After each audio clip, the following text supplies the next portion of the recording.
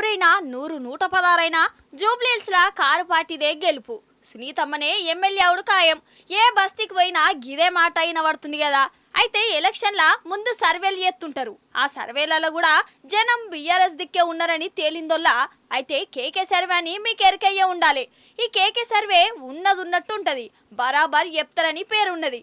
పోయినసారి ఆంధ్రాల అన్ని సర్వేలు ఒక లెక్క చెప్తే కేకే సర్వే ఇంకో లెక్క చెప్పింది. ఈ సర్వేది లెక్క తప్పలే అప్పుడు. ఇప్పుడు ఈ జూబ్లీహిల్స్ సర్వే కూడా కేకే సంస్థ వేసింది. అది కూడా ఏదో ఎట్టికి వేయలే.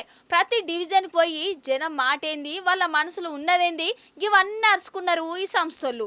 ఆఖరికి తేలింది ఏందయ్యా అంటే అసలు చెయ్యి పార్టీ పువ్వు పార్టీలను జనం దేకుడే దేక్తలేరట, కారు పార్టీకే గెలిపిస్తురట అని అన్ని డివిజన్లలా గిదే మాట.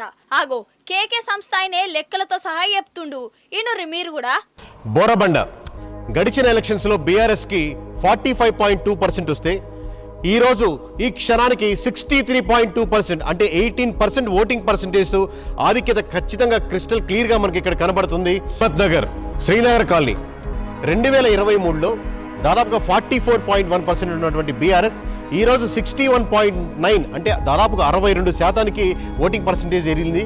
చూద్దాం షేక్పేట్ వైపు.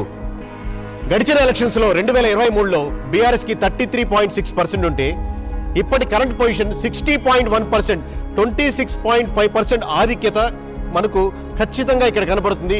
ఇన్నరా అసలు పోయినసారి ఎలక్షన్ల కంటే కూడా ఈ తాప బీఆర్ఎస్ కే ఇంకా ఎక్కువ ఓట్లు వస్తాయనటం వల్ల ఇక బీజేపీకి అయితే డిపాజిట్లు కూడా డౌటే అంటుర్రు. ఇక షేయి పార్టీకి కారు పార్టీకి నడుమ ఓట్ల తేడా మస్తున్నది. దగ్గర 160% మీదనే జనాలు కారు పార్టీకి ఓటేస్తాన్లు. ఇక మిగిలిన 40% ఓట్లను కాంగ్రెస్, బీజేపీ, ఇండిపెండెంట్లు ఈ పార్టీలు పంచుకుంటున్నాయి అన్నట్టు. అలాగే ఈరోజు జూబ్లీ హిల్స్ లో మీరు చూస్తున్న గెలుపోట్ల డిఫరెన్స్ లో ఇంత డిఫరెన్స్ ఎందుకు రాబోతుంది, ఇన్ని డివిజన్లు ఎందుకు మార్పు వస్తుంది? ఇది కంప్లీట్ గా బీఆర్ఎస్ గెలుపు అంటే ఇది కంప్లీట్ గా కాంగ్రెస్ యొక్క ఫెయిల్యూరు లేదా గవర్నమెంట్ యొక్క ఫెయిల్యూర్లో ఓవరాల్ గా దాని యొక్క షిఫ్టింగ్ ఓట్ బ్యాంకింగ్ బీఆర్ఎస్కి షిఫ్ట్ అవుతుంది.